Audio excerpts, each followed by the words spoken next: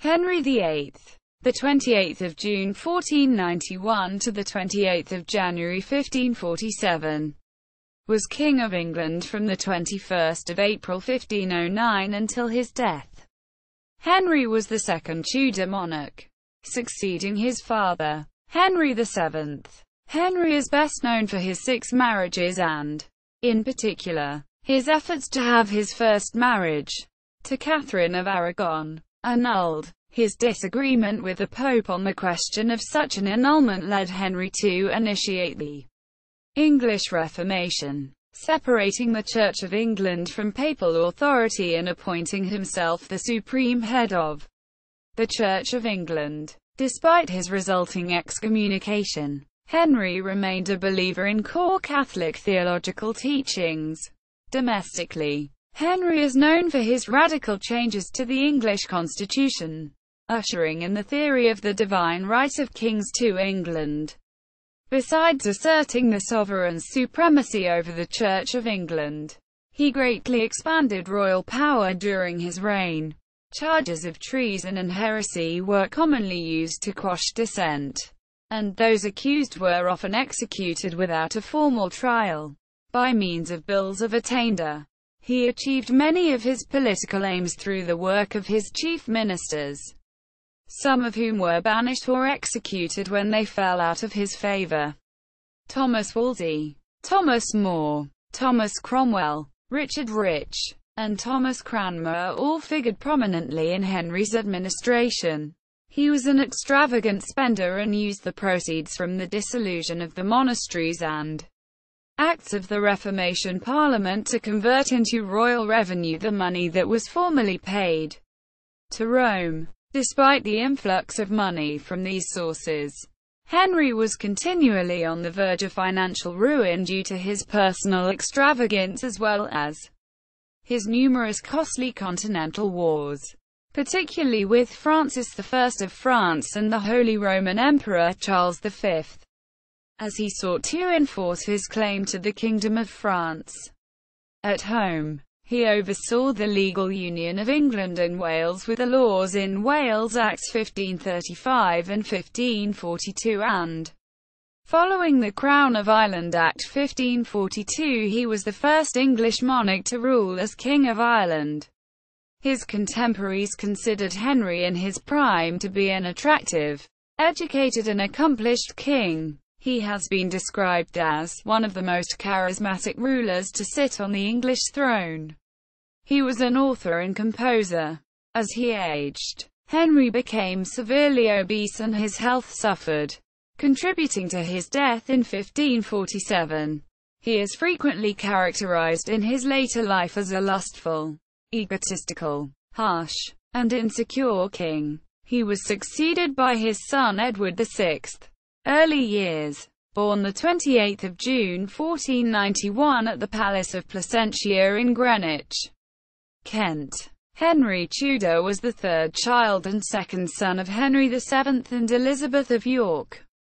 Of the young Henry's 6 siblings, only 3, Arthur, Prince of Wales, Margaret, and Mary, survived infancy.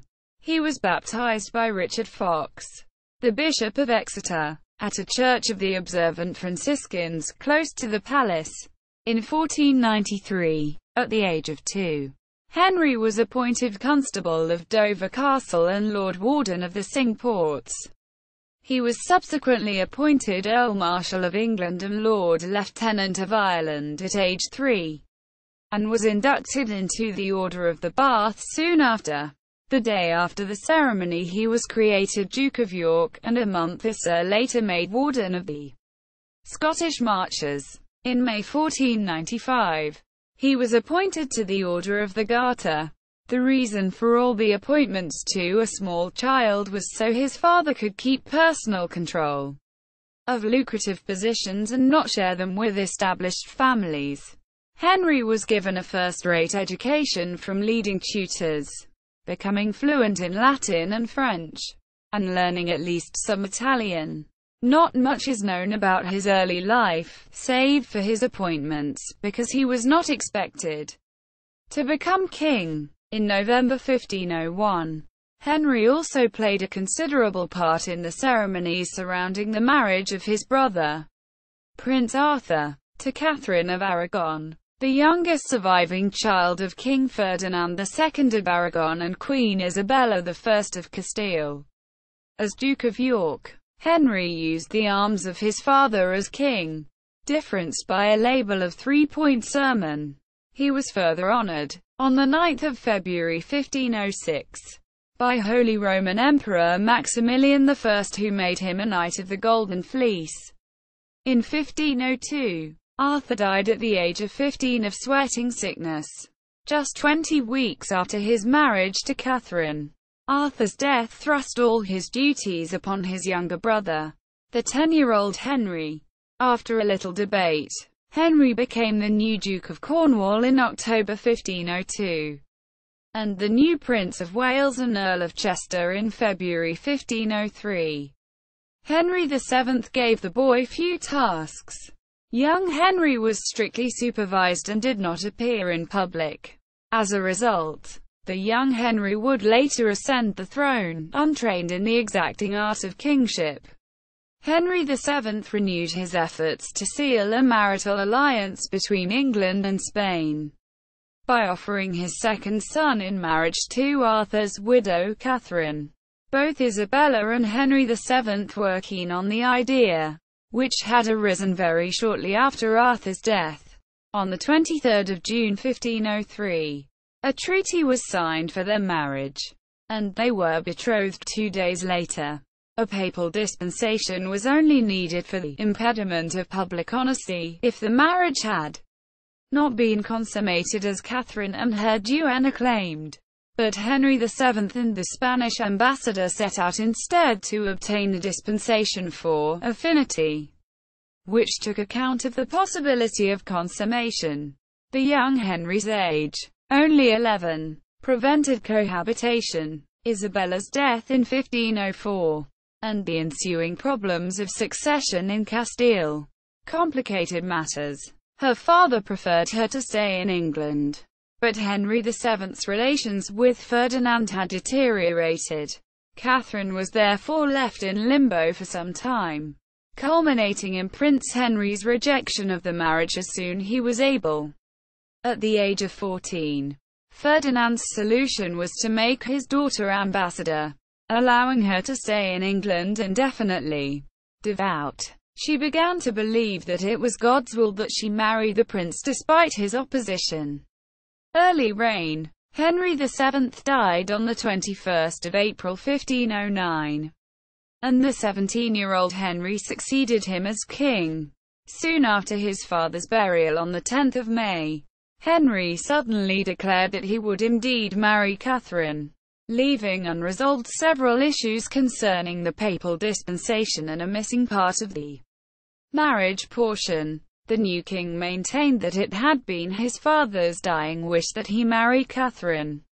Whether or not this was true, it was certainly convenient. Emperor Maximilian I had been attempting to marry his granddaughter, and Catherine's niece, Eleanor, to Henry. She had now been jilted.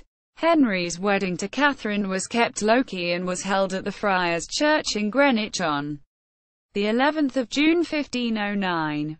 On the 23rd of June 1509, Henry led the now 23-year-old Catherine from the Tower of London to Westminster Abbey for their coronation, which took place the following day. It was a grand affair. The king's passage was lined with tapestries and laid with fine cloth. Following the ceremony, there was a grand banquet in Westminster Hall. As Catherine wrote to her father, "Our time is spent in continuous festival." 2 days after Henry's coronation, he arrested his father's two most unpopular ministers, Sir Richard Empson and Edmund Dudley. They were charged with high treason and were executed in 1510. Historian Ian Crofton has maintained that such executions would become Henry's primary tactic for dealing with those who stood in his way. The two executions were certainly not the last. Henry also returned to the public some of the money supposedly extorted by the two ministers. By contrast, Henry's view of the House of York, potential rival claimants for the throne, was more moderate than his father's had been. Several who had been imprisoned by his father, including the Marquis of Dorset, were pardoned. Others, most notably Edmund de la Pole, went unreconciled. De la Pole was eventually beheaded in 1513, an execution prompted by his brother Richard siding against the king. Soon after, Catherine conceived, but the child, a girl, was still born on the 31st of January 1510. About 4 months later, Catherine again became pregnant. On New Year's Day 1511, the child, Henry, was born. After the grief of losing their first child, the couple were pleased to have a boy and festivities were held, including a 2-day joust known as the 1511 Westminster Tournament. However, the child died 7 weeks later. Catherine had 2 stillborn sons in 1514 and 1515, but gave birth in February 1516 to a girl, Mary. Relations between Henry and Catherine had been strained, but they eased slightly after Mary's birth. Although Henry's marriage to Catherine has since been described as unusually good, it is known that Henry took mistresses. It was revealed in 1510 that Henry had been conducting an affair with one of the sisters of Edward Stafford, 3rd Duke of Buckingham, either Elizabeth or Anne Hastings, Countess of Huntingdon, the most significant mistress for about 3 years. Starting in 1516, was Elizabeth Blount. Blount is one of only 2 completely undisputed mistresses, few for a virile young king. Exactly how many Henry had is disputed. David Loades believes Henry had mistresses, only to a very limited extent, whilst Alison Weir believes there were numerous other affairs. Catherine did not protest, and in 1518 fell pregnant again with another girl, who was also stillborn. Blount gave birth in June 1519 to Henry's illegitimate son, Henry Fitzroy. The young boy was made Duke of Richmond in June 1525 in what some thought was one step on the path to his eventual legitimization. In 1533, Fitzroy married Mary Howard, but died childless 3 years later. At the time of Richmond's death in June 1536, Parliament was enacting the Second Succession Act, which could have allowed him to become king. France and the Habsburgs. In 1510, France, with a fragile alliance with the Holy Roman Empire in the League of Cambrai, was winning a war against Venice. Henry renewed his father's friendship with Louis XII of France, an issue that divided his council. Certainly war with the combined might of the 2 powers would have been exceedingly difficult. Shortly thereafter, however, Henry also signed a pact with Ferdinand. After Pope Julius II created the anti-French Holy League in October 1511, Henry followed Ferdinand's lead and brought England into the new league. An initial joint Anglo-Spanish attack was planned for the spring to recover Aquitaine for England, the start of making Henry's dreams of ruling France a reality. The attack, however, following a formal declaration of war in April 1512, was not led by Henry personally and was a considerable failure. Ferdinand used it simply to further his own ends, and it strained the Anglo-Spanish alliance. Nevertheless, the French were pushed out of Italy soon after, and the alliance survived, with both parties keen to win further victories over the French. Henry then pulled off a diplomatic coup by convincing the emperor to join the Holy League. Remarkably, Henry had also secured the promised title of Most Christian King of France from Julius and possibly coronation by the Pope himself in Paris, if only Louis could be defeated. On the 30th of June 1513, Henry invaded France, and his troops defeated a French army at the Battle of the Spurs, a relatively minor result, but one which was seized on by the English for propaganda purposes. Soon after, the English took Terouanne and handed it over to Maximilian. Tournai. A more significant settlement followed. Henry had led the army personally, complete with large entourage. His absence from the country, however, had prompted his brother-in-law, James IV of Scotland, to invade England at the behest of Louis. Nevertheless, the English army, overseen by Queen Catherine, decisively defeated the Scots at the Battle of Flodden on 9 September 1513. Among the dead was the Scottish king, thus ending Scotland's brief involvement in the war. These campaigns had given Henry a taste of the military success he so desired. However, despite initial indications, he decided not to pursue a 1514 campaign. He had been supporting Ferdinand and Maximilian financially during the campaign but had received little in return. England's coffers were now empty, with the replacement of Julius by Pope Leo X, who was inclined to negotiate for peace with France. Henry signed his own treaty with Louis. His sister Mary would become Louis's wife, having previously been pledged to the younger Charles, and peace was secured for 8 years, a remarkably long time. Charles V ascended the thrones of both Spain and the Holy Roman Empire following the deaths of his grandfathers, Ferdinand in 1516 and Maximilian in 1519. Francis I likewise became King of France upon the death of Louis in 1515, leaving 3 relatively young rulers in an opportunity for a clean slate. The careful diplomacy of Cardinal Thomas Wolsey had resulted in the Treaty of London in 1518, aimed at uniting the kingdoms of Western Europe in the wake of a new Ottoman threat, and it seemed that peace might be secured. Henry met Francis I on 7 June 1520 at the Field of the Cloth of Gold near Calais for a fortnight of lavish entertainment. Both hoped for friendly relations in place of the wars of the previous decade.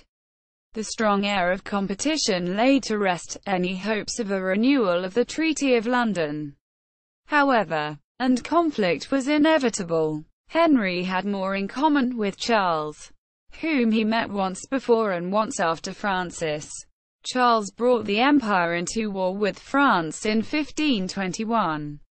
Henry offered to mediate, but little was achieved, and by the end of the year Henry had aligned England with Charles. He still clung to his previous aim of restoring English lands in France, but also sought to secure an alliance with Burgundy, then part of Charles's realm, and the continued support of Charles. A small English attack in the north of France made up little ground. Charles defeated and captured Francis at Pavia and could dictate peace, but he believed he owed Henry nothing. Sensing this, Henry decided to take England out of the war before his ally, signing the Treaty of the Moor on 30 August 1525. Annulment from Catherine. During his first marriage to Catherine of Aragon, Henry conducted an affair with Mary Boleyn, Catherine's lady-in-waiting. There has been speculation that Mary's 2 children, Henry and Catherine Carey, were fathered by Henry, but this has never been proved, and the king never acknowledged them as he did Henry Fitzroy.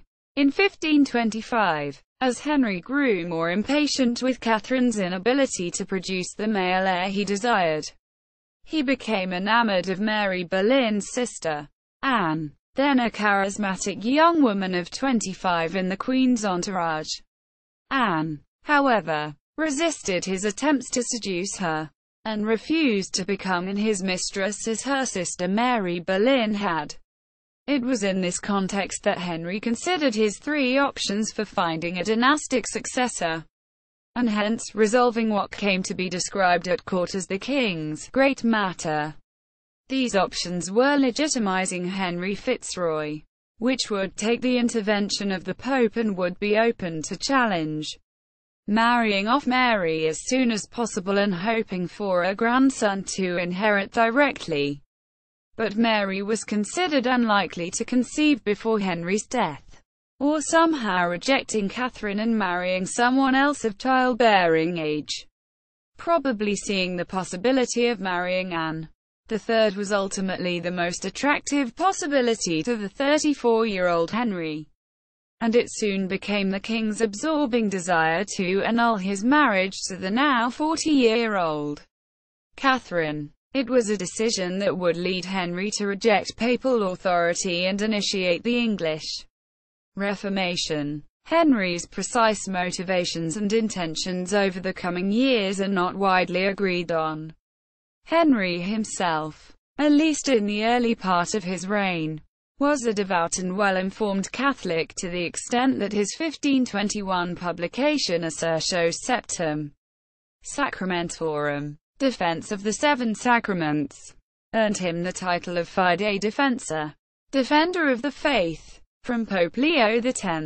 The work represented a staunch defense of papal supremacy, albeit one couched in somewhat contingent terms. It is not clear exactly when Henry changed his mind on the issue, as he grew more intent on a second marriage. Certainly, by 1527 he had convinced himself that in marrying Catherine, his brother's wife, he had acted contrary to Leviticus chapter 20:21, an impediment Henry now believed that the Pope never had the authority to dispense with. It was this argument Henry took to Pope Clement VII in 1527 in the hope of having his marriage to Catherine annulled, foregoing at least one less openly defiant line of attack. In going public, all hope of tempting Catherine to retire to a nunnery or otherwise stay quiet were lost. Henry sent his secretary, William Knight, to appeal directly to the Holy See by way of a deceptively worded draft papal bull. Knight was unsuccessful. The Pope could not be misled so easily.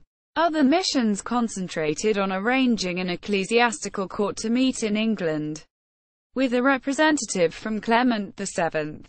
Though Clement agreed to the creation of such a court, he never had any intention of empowering his legate, Lorenzo Campeggio, to decide in Henry's favour. This bias was perhaps the result of pressure from Charles V, Catherine's nephew, though it is not clear how far this influenced either Campeggio or the Pope. After less than 2 months of hearing evidence, Clement called the case back to Rome in July 1529, from which it was clear that it would never re-emerge, with the chance for an annulment lost and England's place in Europe forfeit. Cardinal Wolsey bore the blame. He was charged with praemunire in October 1529 and his fall from grace was sudden and total. Briefly reconciled with Henry, and officially pardoned, in the first half of 1530. He was charged once more in November 1530, this time for treason, but died while awaiting trial, after a short period in which Henry took government upon his own shoulders. So Thomas More took on the role of Lord Chancellor and Chief Minister. Intelligent and able, but also a devout Catholic and opponent of the annulment, More initially cooperated with the king's new policy, denouncing Wolsey in Parliament. A year later, Catherine was banished from court, and her rooms were given to Anne. Anne was an unusually educated and intellectual woman for her time, and was keenly absorbed and engaged with the ideas of the Protestant reformers, though the extent to which she herself was a committed Protestant is much debated. When Archbishop of Canterbury William Oram died, Anne's influence and the need to find a trustworthy supporter of the annulment had Thomas Cranmer appointed to the vacant position. This was approved by the Pope, unaware of the king's nascent plans for the church marriage to Anne Boleyn. In the winter of 1532, Henry met with Francis I at Calais and enlisted the support of the French king for his new marriage. Immediately upon returning to Dover in England, Henry, now 41, and Anne, now 32, went through a secret wedding service. She soon became pregnant, and there was a second wedding service in London on the 25th of January 1533. On the 23rd of May 1533, Cranmer, sitting in judgment at a special court convened at Dunstable Priory to rule on the validity of the king's marriage to Catherine of Aragon, declared the marriage of Henry and Catherine null and void. 5 days later, on the 28th of May 1533, Cranmer declared the marriage of Henry and Anne to be valid. Catherine was formally stripped of her title as queen, becoming instead Princess Dowager, as the widow of Arthur. In her place, Anne was crowned queen consort on the 1st of June 1533. The Queen gave birth to a daughter slightly prematurely on the 7th of September 1533. The child was christened Elizabeth, in honour of Henry's mother, Elizabeth of York. Following the marriage, there was a period of consolidation taking the form of a series of statutes of the Reformation Parliament aimed at finding solutions to any remaining issues, whilst protecting the new reforms from challenge, convincing the public of their legitimacy, and exposing and dealing with opponents. Although the canon law was dealt with at length by Cranmer and others, these acts were advanced by Thomas Cromwell, Thomas Audley and the Duke of Norfolk, and indeed by Henry himself. With this process complete, in May 1532 More resigned as Lord Chancellor, leaving Cromwell as Henry's chief minister. With the Act of Succession 1533, Catherine's daughter, Mary, was declared illegitimate. Henry's marriage to Anne was declared legitimate, and Anne's issue was decided to be next in the line of succession. With the Acts of Supremacy in 1534, Parliament also recognised the king's status as head of the Church in England and, with the Act in Restraint of Appeals in 1532, abolished the right of appeal to Rome. It was only then that Pope Clement took the step of excommunicating Henry and Thomas Cranmer, although the excommunication was not made official until some time later. The king and queen were not pleased with married life.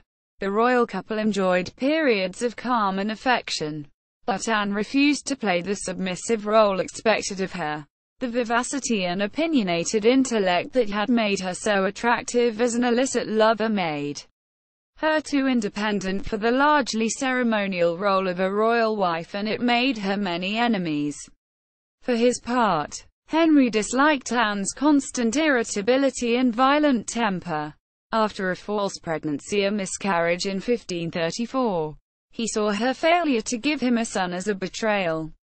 As early as Christmas 1534, Henry was discussing with Cranmer and Cromwell the chances of leaving Anne without having to return to Catherine. Henry is traditionally believed to have had an affair with Margaret Madge Shelton in 1535, although historian Antonia Fraser argues that Henry in fact had an affair with her sister Mary Shelton. Opposition to Henry's religious policies was quickly suppressed in England.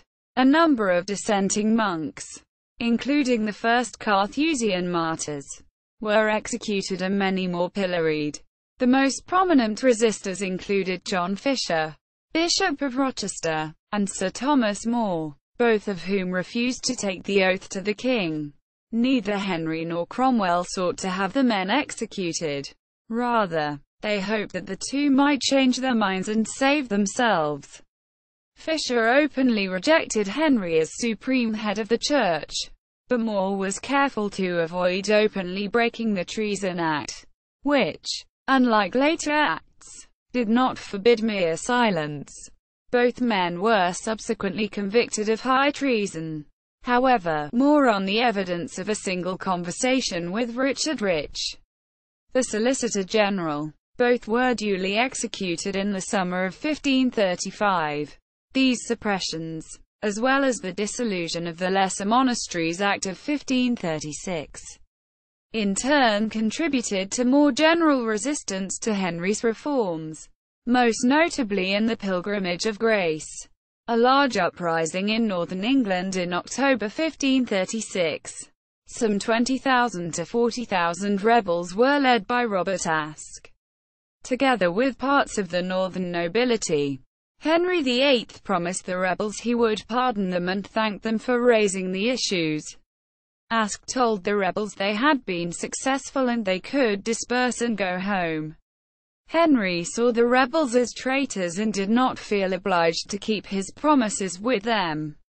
So when further violence occurred after Henry's offer of a pardon, he was quick to break his promise of clemency. The leaders, including Aske, were arrested and executed for treason. In total, about 200 rebels were executed, and the disturbances ended. Execution of Anne Boleyn. On 8 January 1536, news reached the king and the queen that Catherine of Aragon had died. Henry called for public displays of joy regarding Catherine's death. The queen was pregnant again, and she was aware of the consequences if she failed to give birth to a son. Later that month, the king was unhorsed in a tournament and was badly injured, and it seemed for a time that his life was in danger. When news of this accident reached the queen, she was sent into shock and miscarried a male child that was about 15 weeks old. On the day of Catherine's funeral, the 29th of January 1536, for most observers, this personal loss was the beginning of the end of the royal marriage. Although the Boleyn family still held important positions on the Privy Council, Anne had many enemies, including the Duke of Suffolk. Even her own uncle, the Duke of Norfolk, had come to resent her attitude to her power. The Boleyns preferred France over the Emperor as a potential ally, but the king's favour had swung towards the latter, partly because of Cromwell, damaging the family's influence. Also opposed to Anne were supporters of reconciliation with Princess Mary, among them the former supporters of Catherine, who had reached maturity. A second annulment was now a real possibility, although it is commonly believed that it was Cromwell's anti-Boleyn influence that led opponents to look for a way of having her executed. Anne's downfall came shortly after she had recovered from her final miscarriage. Whether it was primarily the result of allegations of conspiracy, adultery, or witchcraft remains a matter of debate among historians. Early signs of a fall from grace included the king's new mistress, the 28-year-old Jane Seymour, being moved into new quarters, and Anne's brother, George Boleyn, being refused the Order of the Garter, which was instead given to Nicholas Carew.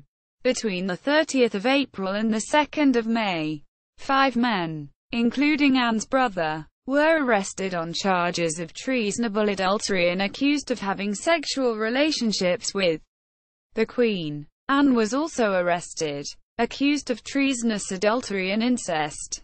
Although the evidence against them was unconvincing, the accused were found guilty and condemned to death. George Boleyn and the other accused men were executed on the 17th of May 1536. At 8 a.m. on the 19th of May 1536, Anne, age 36, was executed on Tower Green. Marriage to Jane Seymour, domestic and foreign affairs. The day after Anne's execution in 1536, the 45-year-old Henry became engaged to Seymour, who had been one of the Queen's ladies-in-waiting. They were married 10 days later. On the 12th of October 1537, Jane gave birth to a son, Prince Edward, the future Edward VI. The birth was difficult, and the Queen died on the 24th of October 1537 from an infection and was buried in Windsor. The euphoria that had accompanied Edward's birth became sorrow, but it was only over time that Henry came to long for his wife. At the time, Henry recovered quickly from the shock. Measures were immediately put in place to find another wife for Henry, which, at the insistence of Cromwell and the court, were focused on the European continent. With Charles V distracted by the internal politics of his many kingdoms and external threats, and Henry and Francis on relatively good terms, domestic and not foreign policy issues had been Henry's priority in the first half of the 1530s. In 1536, for example, Henry granted his assent to the Laws in Wales Act 1535, which legally annexed Wales, uniting England and Wales into a single nation. This was followed by the Second Succession Act, the Act of Succession 1536, which declared Henry's children by Jane to be next in the line of succession and declared both Mary and Elizabeth illegitimate, thus excluding them from the throne. The king was also granted the power to further determine the line of succession in his will, should he have no further issue. However, when Charles and Francis made peace in January 1539, Henry became increasingly paranoid, perhaps as a result of receiving a constant list of threats to the kingdom, real or imaginary, minor or serious, supplied by Cromwell in his role as spymaster. Enriched by the dissolution of the monasteries, Henry used some of his financial reserves to build a series of coastal defences and set some aside for use in the event of a Franco-German invasion. Marriage to Anne of Cleves. Having considered the matter, Cromwell, now Earl of Essex, suggested Anne, the 25-year-old sister of the Duke of Cleves, who was seen as an important ally in case of a Roman Catholic attack on England. For the Duke fell between Lutheranism and Catholicism. Hans Holbein the Younger was dispatched to Cleves to paint a portrait of Anne for the king. Despite speculation that Holbein painted her in an overly flattering light, it is more likely that the portrait was accurate. Holbein remained in favour at court.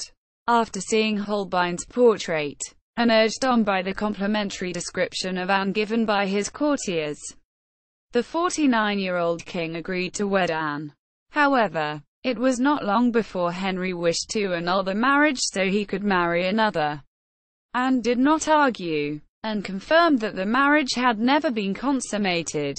Anne's previous betrothal to the Duke of Lorraine's son Francis provided further grounds for the annulment. The marriage was subsequently dissolved, and Anne received the title of the king's sister, 2 houses and a generous allowance. It was soon clear that Henry had fallen for the 17-year-old Catherine Howard, the Duke of Norfolk's niece, the politics of which worried Cromwell, for Norfolk was a political opponent. Shortly after, the religious reformers and proteges of Cromwell, Robert Barnes, William Jerome and Thomas Garrett, were burned as heretics. Cromwell, meanwhile, fell out of favour, although it is unclear exactly why, for there is little evidence of differences of domestic or foreign policy. Despite his role, he was never formally accused of being responsible for Henry's failed marriage. Cromwell was now surrounded by enemies at court, with Norfolk also able to draw on his niece's position.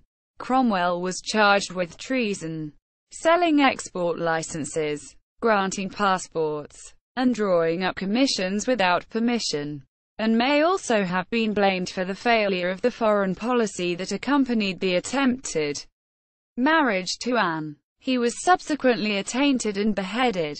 Marriage to Catherine Howard. On 28 July 1540, the same day Cromwell was executed, Henry married the young Catherine Howard, a first cousin and lady-in-waiting of Anne Boleyn. He was absolutely delighted with his new queen, and awarded her the lands of Cromwell and a vast array of jewellery. Soon after the marriage, however, Queen Catherine had an affair with the courtier Thomas Culpeper. She also employed Francis Dereham, who had previously been informally engaged to her and had an affair with her prior to her marriage, as her secretary. The court was informed of her affair with Derham whilst Henry was away.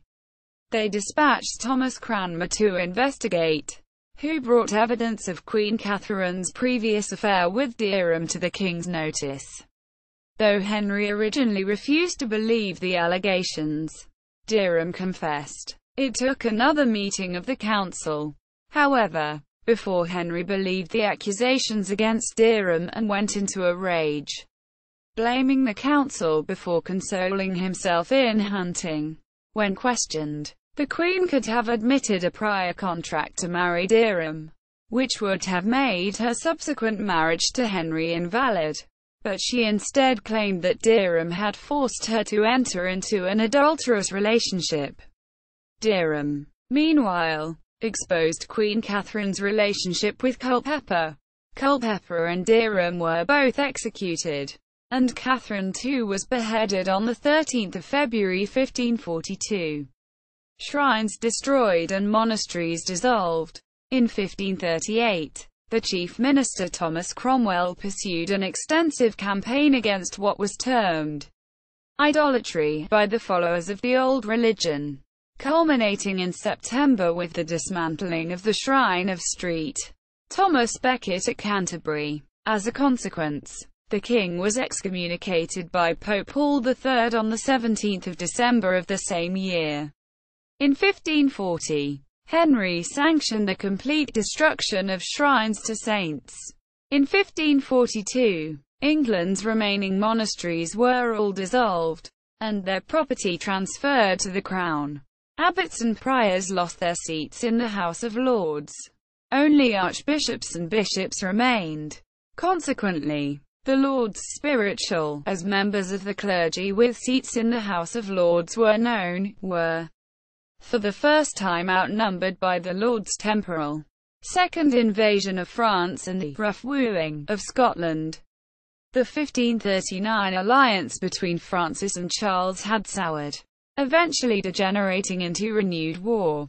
With Catherine of Aragon and Anne Boleyn dead, relations between Charles and Henry improved considerably, and Henry concluded a secret alliance with the emperor and decided to enter the Italian War in favor of his new ally. An invasion of France was planned for 1543.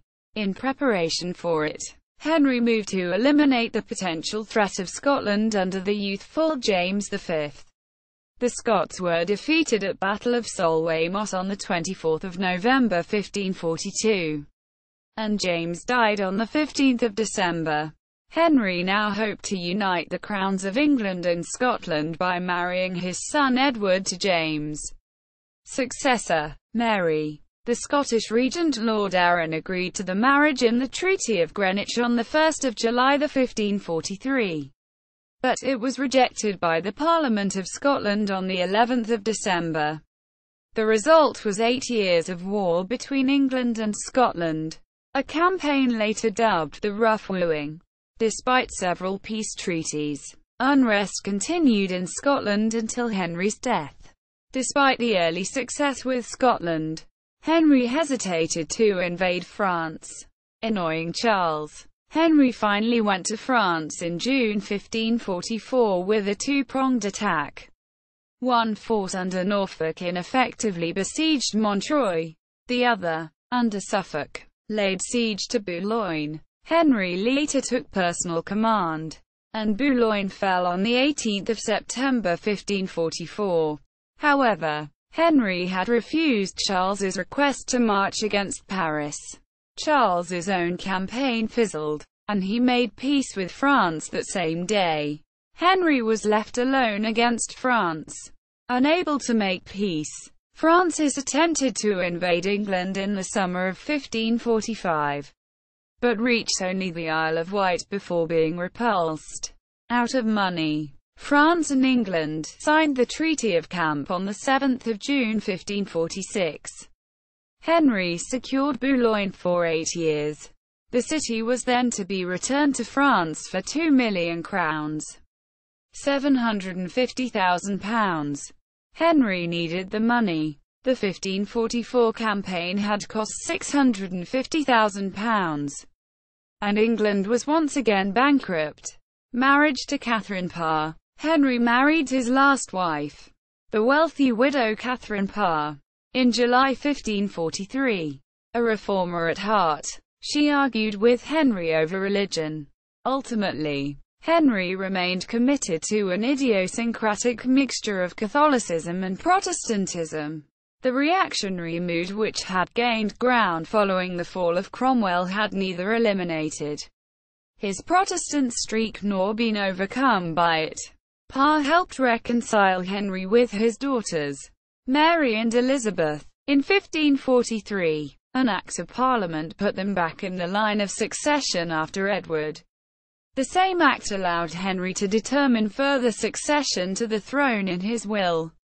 Physical decline and death. Late in life, Henry became obese, with a waist measurement of 54 inches, 140 centimeters, and had to be moved about with the help of mechanical inventions. He was covered with painful, pus-filled boils and possibly suffered from gout. His obesity and other medical problems can be traced from the jousting accident in 1536, in which he suffered a leg wound.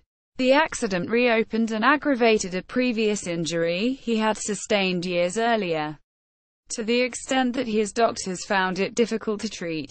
The wound festered for the remainder of his life and became ulcerated, thus preventing him from maintaining the level of physical activity he had previously enjoyed.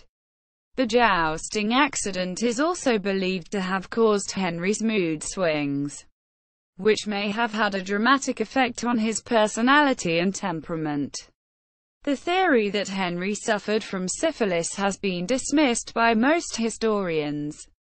Historian Susan MacLean-Kibet ascribes his demise to scurvy, which is caused by a lack of fresh fruits and vegetables.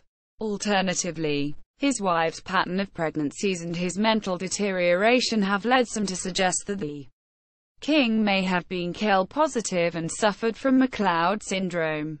According to another study, Henry VIII's history and body morphology may have been the result of traumatic brain injury after his 1536 jousting accident, which in turn led to a neuroendocrine cause of his obesity. This analysis identifies growth hormone deficiency, GHD, as the source for his increased adiposity, but also significant behavioral changes noted in his later years, including his multiple marriages. Henry's obesity hastened his death at the age of 55, which occurred on the 28th of January 1547 in the Palace of Whitehall. On what would have been his father's 90th birthday, he allegedly uttered his last words, "Monks, monks, monks," perhaps in reference to the monks he caused to be evicted during the dissolution of the monasteries. Henry VIII was interred in St. George's Chapel in Windsor Castle, next to Jane Seymour. Over 100 years later, King Charles I, 1625 to 1649, was buried in the same vault. Succession. Upon Henry's death, he was succeeded by his son Edward VI. Since Edward was then only 9 years old, he could not rule directly. Instead, Henry's will designated 16 executors to serve on a council of regency until Edward reached the age of 18. The executors chose Edward Seymour, 1st Earl of Hertford, Jane Seymour's elder brother, to be Lord Protector of the realm. If Edward died childless, the throne was to pass to Mary, Henry VIII's daughter, by Catherine of Aragon, and her heirs. If Mary's issue failed, the crown was to go to Elizabeth, Henry's daughter, by Anne Boleyn, and her heirs. Finally, if Elizabeth's line became extinct, the crown was to be inherited by the descendants of Henry VIII's deceased younger sister, Mary. The Greys, the descendants of Henry's sister Margaret, the Stuarts, rulers of Scotland, were thereby excluded from the succession. This final provision failed when James VI of Scotland became King of England in 1603. public image. Henry cultivated the image of a Renaissance man, and his court was a centre of scholarly and artistic innovation and glamorous excess, epitomized by the Field of the Cloth of Gold. He scouted the country for choir boys, taking some directly from Wolsey's choir, and introduced Renaissance music into court. Musicians included Benedict Diopetes, Richard Sampson, Ambrose Lupo, and Venetian organist Dionisio Memo. Henry himself kept a considerable collection of instruments. He was skilled on the lute, could play the organ, and was a talented player of the virginals. He could also sight read music and sing well. He was an accomplished musician, author, and poet. His best-known piece of music is Pastime with Good Company, the King's Ballad. He is often reputed to have written Greensleeves but probably did not. He was an avid gambler and dice player, and excelled at sports, especially jousting, hunting, and real tennis. He was known for his strong defense of conventional Christian piety. The king was involved in the original construction and improvement of several significant buildings, including Nonsuch Palace, King's College Chapel, Cambridge and Westminster Abbey in London. Many of the existing buildings Henry improved were properties confiscated from Wolsey, such as Christ Church, Oxford, Hampton Court Palace, the Palace of Whitehall, and Trinity College, Cambridge. Henry was an intellectual, the first English king with a modern humanist education. He read and wrote English, French and Latin, and was thoroughly at home in his well-stocked library. He personally annotated many books and wrote and published one of his own to promote the public support for the reformation of the Church. Henry had numerous pamphlets and lectures prepared. For example, Richard Sampson's Oratio, 1534, was an argument for absolute obedience to the monarchy and claimed that the English Church had always been independent from Rome. At the popular level, theatre and minstrel troupes funded by the crown travelled around the land to promote the new religious practices. The Pope and Catholic priests and monks were mocked as foreign devils, while the glorious king was hailed as a brave and heroic defender of the true faith. Henry worked hard to present an image of unchallengeable authority and irresistible power.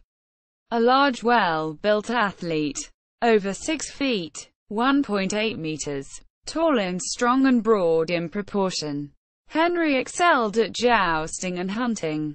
More than pastimes, they were political devices that served multiple goals, from enhancing his athletic royal image to impressing foreign emissaries and rulers, to conveying Henry's ability to suppress any rebellion.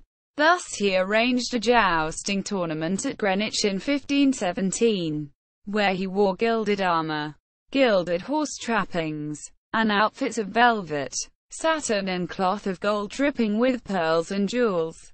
It suitably impressed foreign ambassadors, one of whom wrote home that the wealth and civilization of the world are here, and those who call the English barbarians appear to me to render themselves such.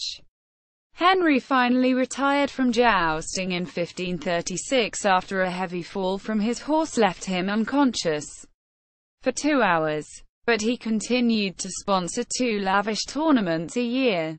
He then started adding weight and lost the trim, athletic figure that had made him so handsome. Henry's courtiers began dressing in heavily padded clothes to emulate and flatter their increasingly stout monarch. Towards the end of his reign his health rapidly declined. Government. The power of Tudor monarchs, including Henry, was whole and entire, ruling, as they claimed, by the grace of God alone. The crown could also rely on the exclusive use of those functions that constituted the royal prerogative. These included acts of diplomacy, including royal marriages, declarations of war, management of the coinage, the issue of royal pardons and the power to summon and dissolve Parliament as and when required.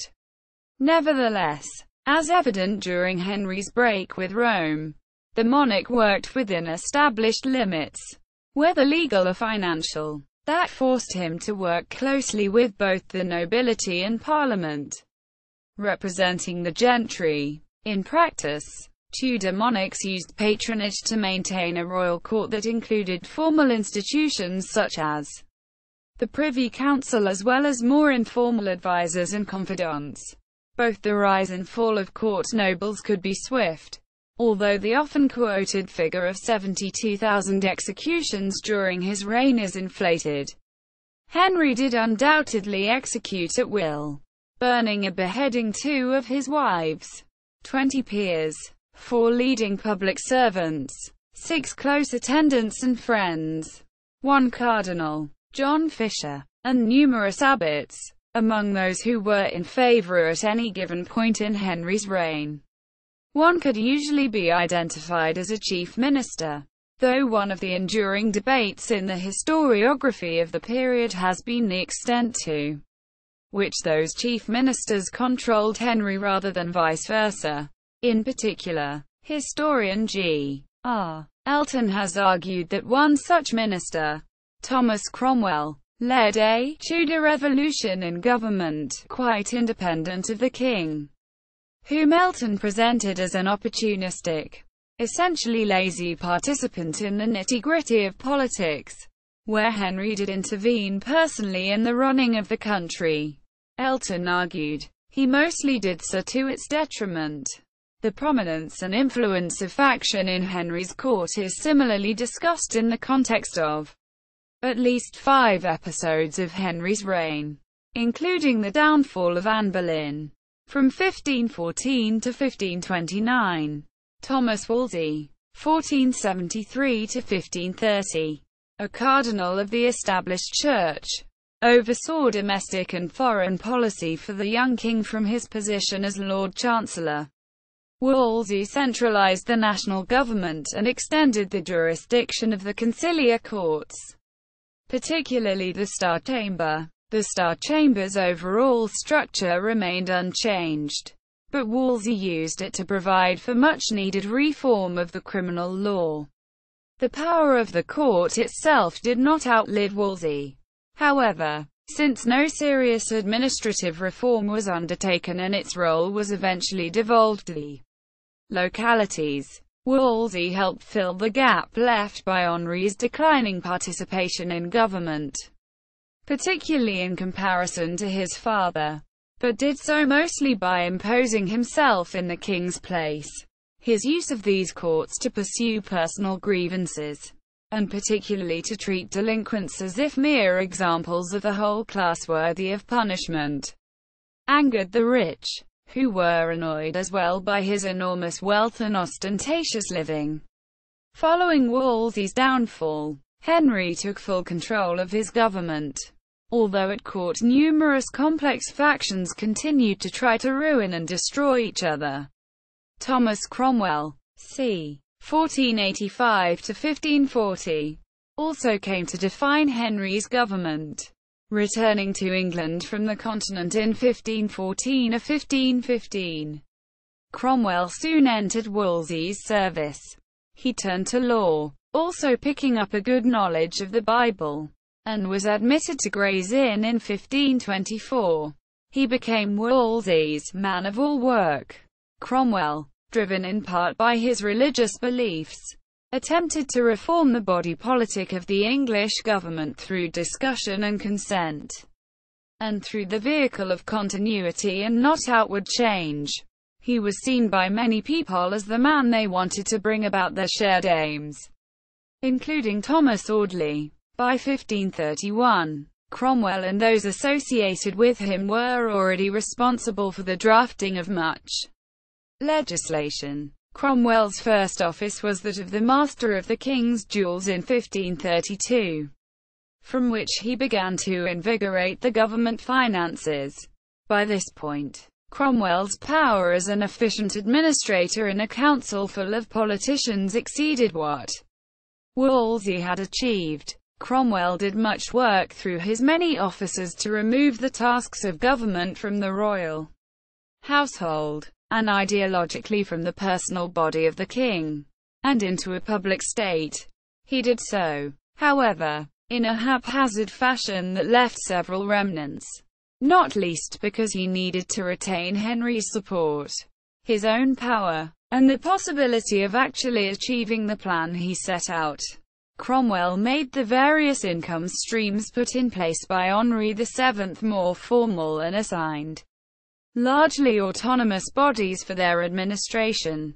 The role of the King's Council was transferred to a reformed Privy Council, much smaller and more efficient than its predecessor. A difference emerged between the financial health of the king and that of the country. Although Cromwell's fall undermined much of his bureaucracy, which required his hand to keep order among the many new bodies and prevent profligate spending that strained relations as well as finances, Cromwell's reforms ground to a halt in 1539. The initiative lost, and he failed to secure the passage of an enabling act, the Proclamation by the Crown Act 1539. He too was executed on 28 July 1540. Finances. Henry inherited a vast fortune and a prosperous economy from his father Henry VII, who had been frugal and careful with money.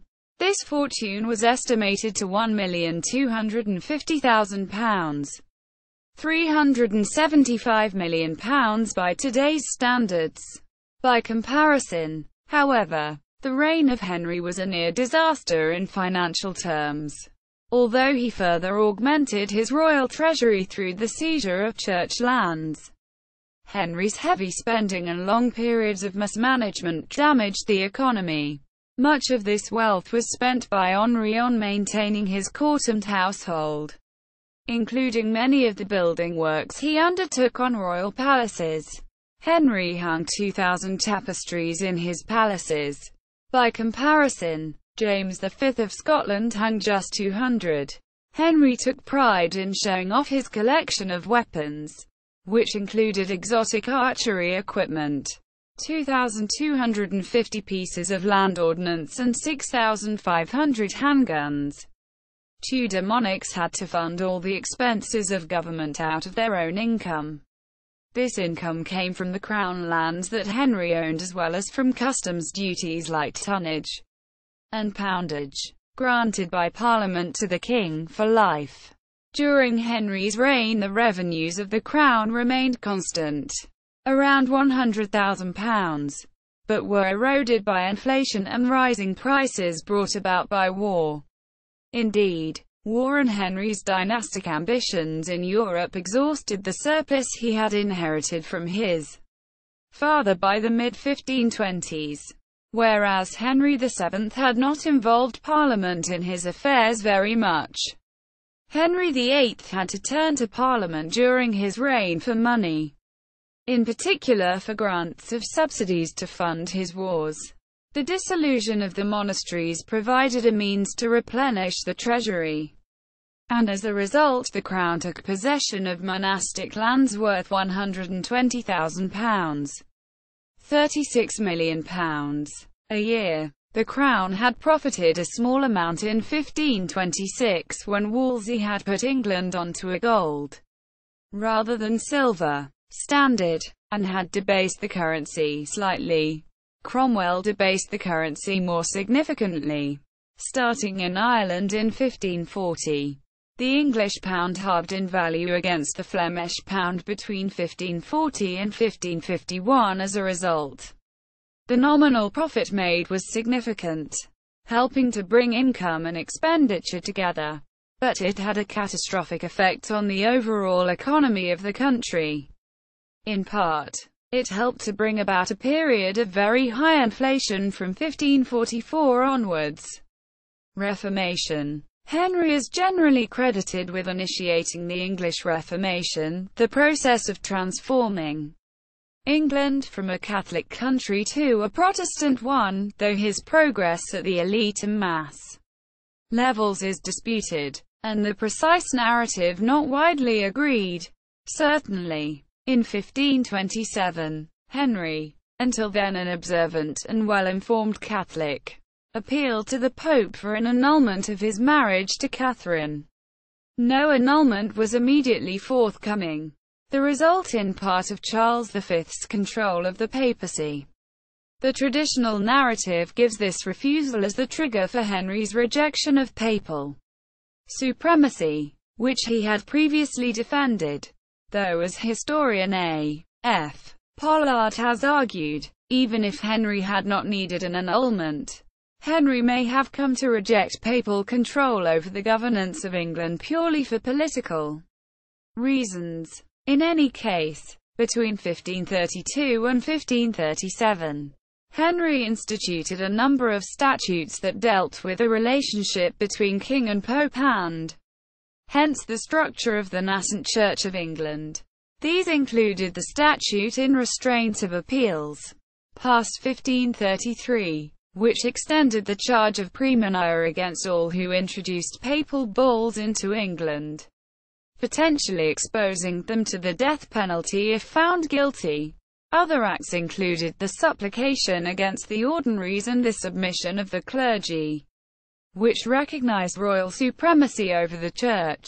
The Ecclesiastical Appointments Act 1534 required the clergy to elect bishops nominated by the sovereign. The Act of Supremacy in 1534 declared that the king was the only supreme head in earth of the Church of England, and the Treasons Act 1534 made it high treason, punishable by death, to refuse the oath of supremacy acknowledging the king as such. Similarly, following the passage of the Act of Succession 1533, all adults in the kingdom were required to acknowledge the Act's provisions, declaring Henry's marriage to Anne legitimate and his marriage to Catherine illegitimate. By oath, those who refused were subject to imprisonment for life, and any publisher or printer of any literature alleging that the marriage to Anne was invalid, subject to the death penalty. Finally, the Peters-Pence Act was passed, and it reiterated that England had no superior under God, but only your grace, and that Henry's imperial crown had been diminished by the unreasonable and uncharitable usurpations and exactions of the Pope. The king had much support from the Church under Cranmer. Henry, to Thomas Cromwell's annoyance, insisted on parliamentary time to discuss questions of faith, which he achieved through the Duke of Norfolk. This led to the passing of the Act of 6 Articles, whereby 6 major questions were all answered by asserting the religious orthodoxy, thus restraining the reform movement in England. It was followed by the beginnings of a reformed liturgy and of the Book of Common Prayer, which would take until 1549 to complete. The victory won by religious conservatives did not convert into much change in personnel, however, and Cranmer remained in his position. Overall, the rest of Henry's reign saw a subtle movement away from religious orthodoxy, helped in part by the deaths of prominent figures from before the break with Rome, especially the executions of Thomas More and John Fisher in 1535 for refusing to renounce papal authority. Henry established a new political theology of obedience to the crown that was continued for the next decade. It reflected Martin Luther's new interpretation of the Fourth Commandment, "Honor thy father and mother," brought to England by William Tyndale. The founding of royal authority on the Ten Commandments was another important shift. Reformers within the Church used the commandments' emphasis on faith and the Word of God, while conservatives emphasized the need for dedication to God and doing good. The Reformers' efforts lay behind the publication of the Great Bible in 1539 in English. Protestant reformers still faced persecution, particularly over objections to Henry's annulment. Many fled abroad, including the influential Tyndale, who was eventually executed and his body burned at Henry's behest. When taxes once payable to Rome were transferred to the crown, Cromwell saw the need to assess the taxable value of the Church's extensive holdings as they stood in 1535. The result was an extensive compendium, the Valor Ecclesiasticus. In September of the same year, Cromwell commissioned a more general visitation of religious institutions, to be undertaken by 4 appointee visitors. The visitation focused almost exclusively on the country's religious houses, with largely negative conclusions. In addition to reporting back to Cromwell, the visitors made the lives of the monks more difficult by enforcing strict behavioral standards. The result was to encourage self-dissolution. In any case, the evidence gathered by Cromwell led swiftly to the beginning of the state-enforced dissolution of the monasteries, with all religious houses worth less than £200 vested by statute in the Crown. In January 1536, after a short pause, surviving religious houses were transferred one by one to the Crown and on to new owners, and the dissolution confirmed by a further statute in 1539. By January 1540 no such houses remained. Some 800 had been dissolved.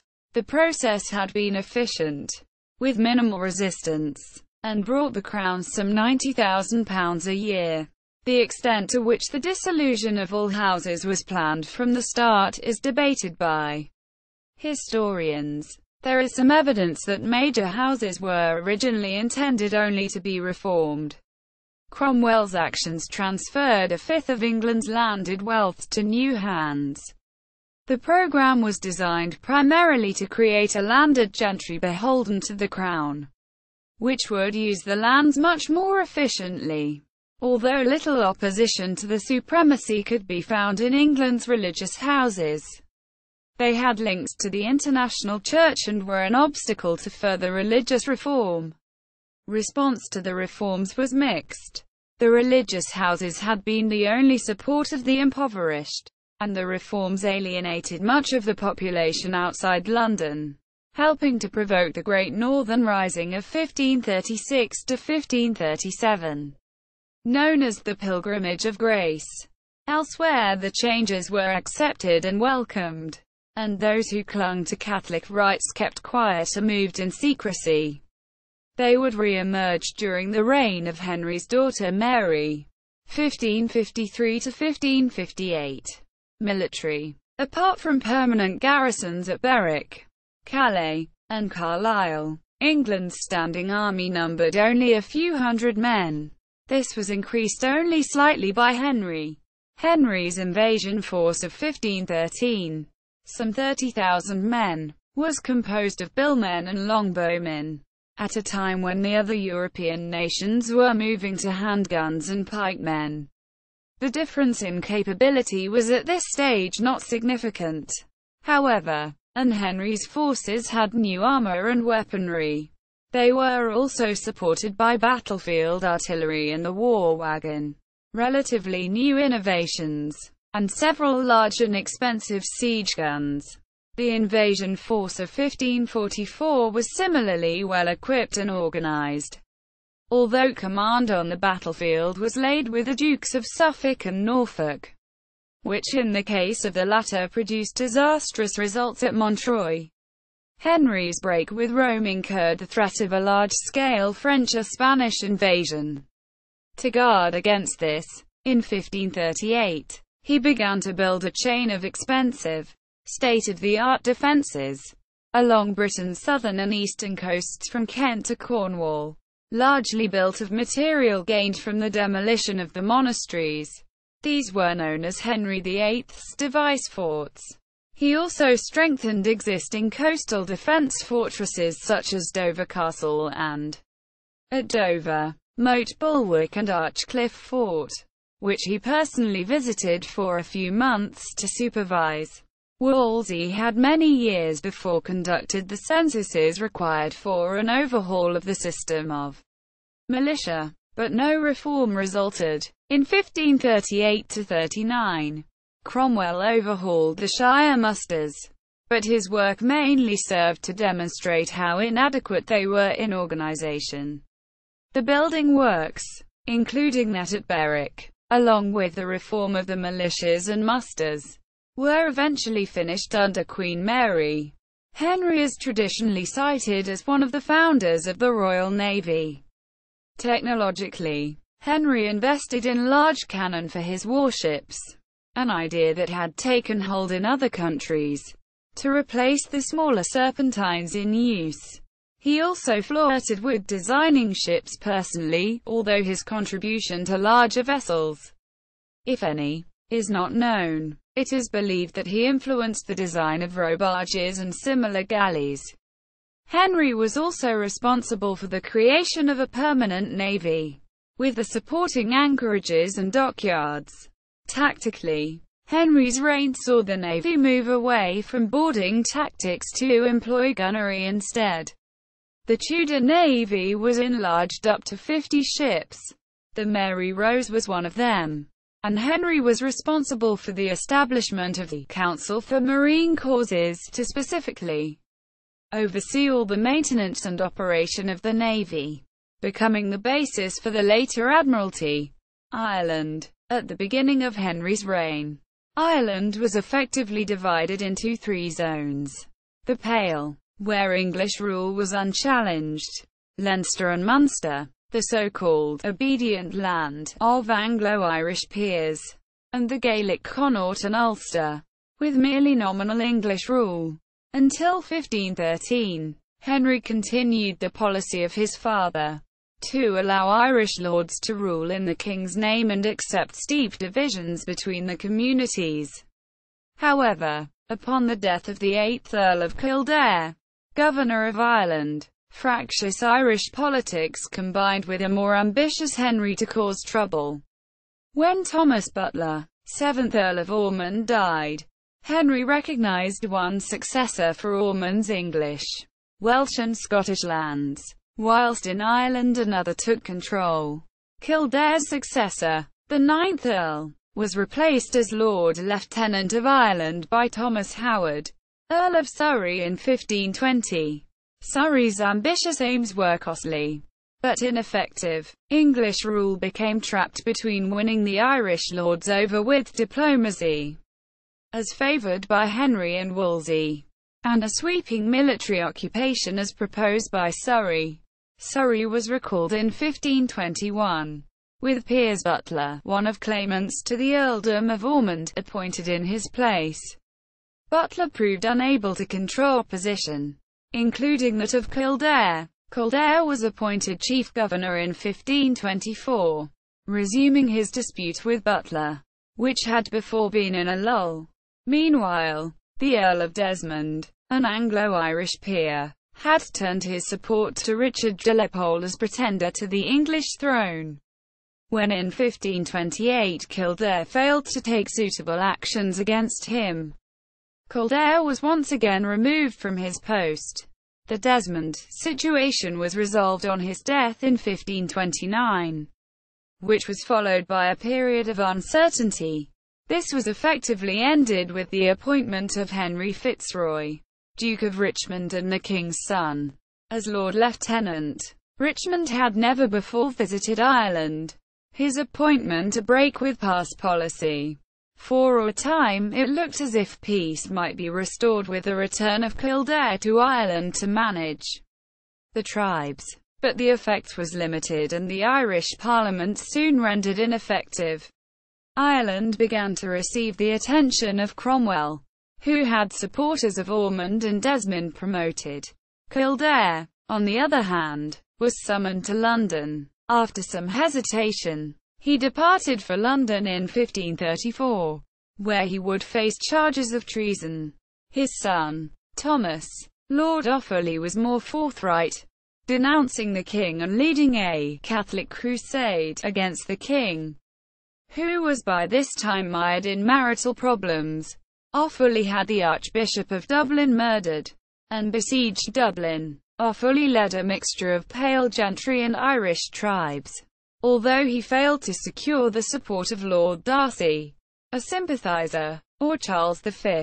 What was effectively a civil war was ended with the intervention of 2,000 English troops, a large army by Irish standards, and the execution of Offaly. His father was already dead, and his uncles. Although the Offaly revolt was followed by a determination to rule Ireland more closely, Henry was wary of drawn-out conflict with the tribes, and a royal commission recommended that the only relationship with the tribes was to be promises of peace, their land protected from English expansion.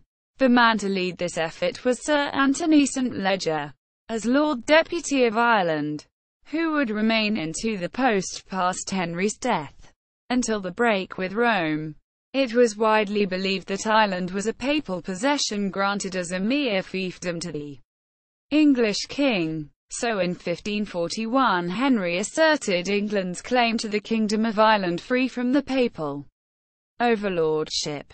This change did, however, also allow a policy of peaceful reconciliation and expansion. The Lords of Ireland would grant their lands to the king, before being returned as fiefdoms. The incentive to comply with Henry's request was an accompanying barony, and thus a right to sit in the Irish House of Lords, which was to run in parallel with England's. The Irish law of the tribes did not suit such an arrangement, because the chieftain did not have the required rights. This made progress tortuous, and the plan was abandoned in 1543. Not to be replaced. Historiography. The complexities and sheer scale of Henry's legacy ensured that, in the words of Betteridge and Freeman, throughout the centuries, Henry has been praised and reviled, but he has never been ignored. Historian J. D. Mackey sums up Henry's personality and its impact on his achievements and popularity. The respect, nay even the popularity, which he had from his people was not unmerited.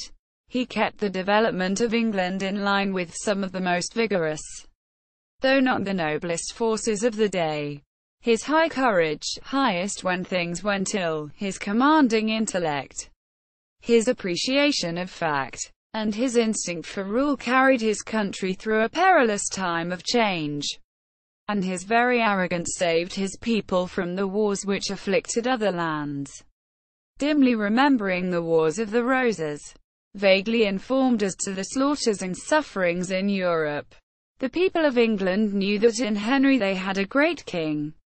A particular focus of modern historiography has been the extent to which the events of Henry's life, including his marriages, foreign policy and religious changes, were the result of his own initiative and, if they were, whether they were the result of opportunism or of a principled undertaking by Henry.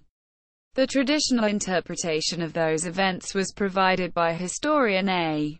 F. Pollard, who in 1902 presented his own, largely positive, view of the king, lauding him as the king and statesman who, whatever his personal failings, led England down the road to parliamentary democracy and empire. Pollard's interpretation remained the dominant interpretation of Henry's life until the publication of the doctoral thesis of G. R. Elton in 1953. Elton's book on the Tudor Revolution in Government maintained Pollard's positive interpretation of the Henrician period as a whole, but reinterpreted Henry himself as a follower rather than a leader.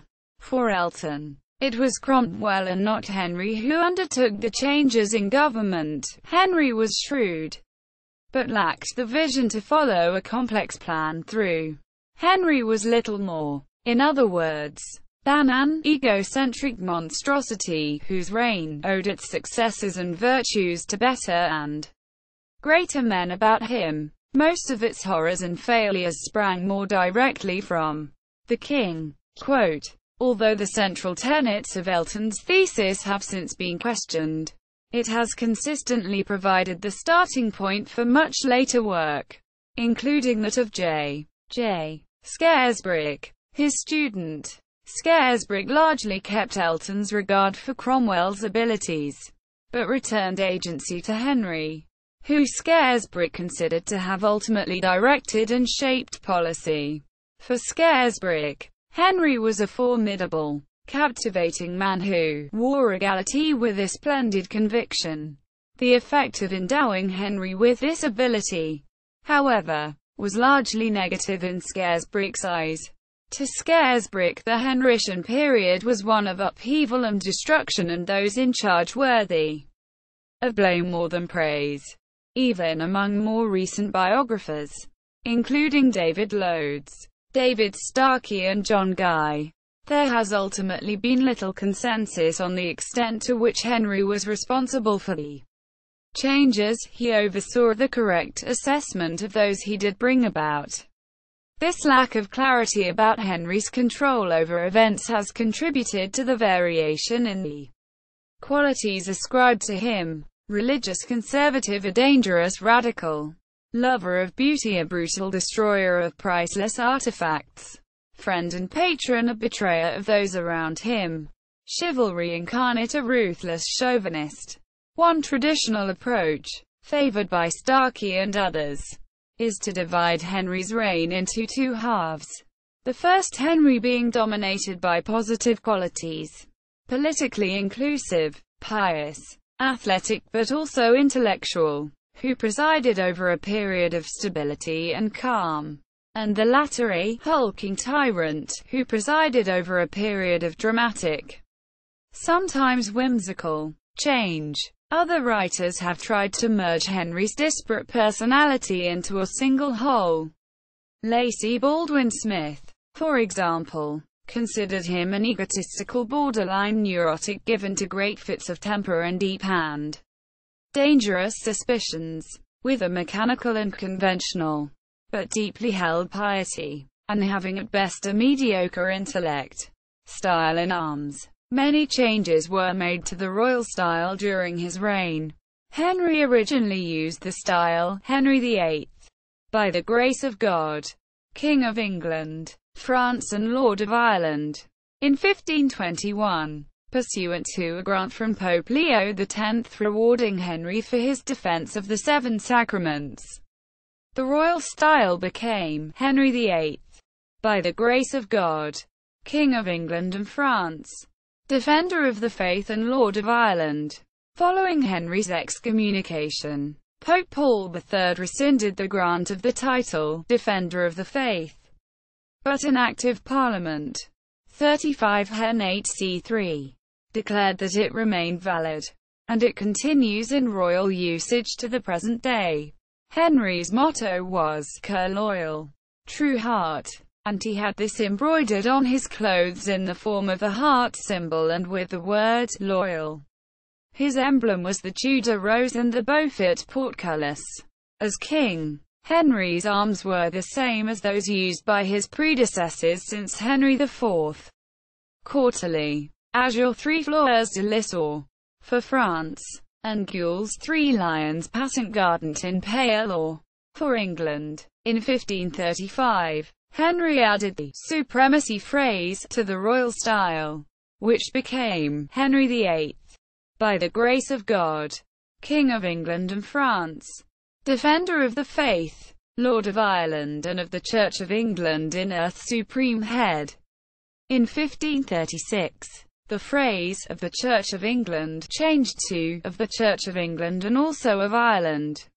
In 1541, Henry had the Irish Parliament change the title, Lord of Ireland, to King of Ireland, with the Crown of Ireland Act 1542. After being advised that many Irish people regarded the Pope as the true head of their country, with the Lord acting as a mere representative. The reason the Irish regarded the Pope as their overlord was that Ireland had originally been given to King Henry II of England by Pope Adrian IV in the 12th century as a feudal territory under papal overlordship. The meeting of Irish Parliament that proclaimed Henry VIII as King of Ireland was the first meeting attended by the Gaelic Irish chieftains as well as the Anglo-Irish aristocrats. The style, Henry VIII, by the grace of God, King of England, France and Ireland, Defender of the Faith and of the Church of England and also of Ireland in earth, supreme head, remained in use until the end of Henry's reign. Ancestry. Marriage is an issue. See also. Cestueq. Cultural depictions of Henry VIII of England. English monarchs family tree. History of the foreign relations of the United Kingdom. Inventory of Henry VIII of England. List of English monarchs. Portrait of Henry VIII. Tudor period. Footnotes. Bibliography. Further reading. Works related to author Henry VIII at Wikisource. Works related to persecutions of Protestants by Henry VIII. In Fox's Book of Martyrs at Wikisource. Free scores by Henry VIII at the International Music Score Library Project.